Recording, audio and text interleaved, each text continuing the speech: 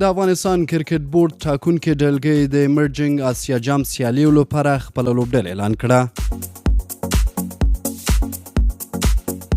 د دې لوبډلې لوبډلمشر نجیب الله زدران ټاکل شوی دی. ترڅنګ یې احسان الله جنت، ابراهیم زدران، رحمان الله ګربز، ناصر جمال، درویش رسولی، شاهد کمال، عظمت الله عمرزی، اکرام علی خیل، کریم جنت، ضیاء الرحمن اکبر، فاضل حق، وفادار محمد، قیس احمد او ظاهر خان دي. په احتیاطي لوبغاړو کې بیا بهیر شاه محبوب، ضیاء الرحمن شریفی، وقار سلام خیل شامل دي.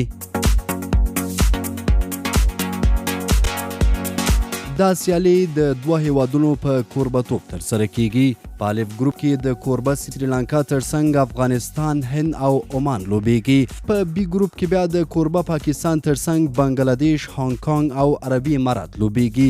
افغانستان د یاد جام لومړنۍ لوبه د روانې دسمبر میاشتې په 9 نیټه د هندوستان پر وړاندې ترسره کوي.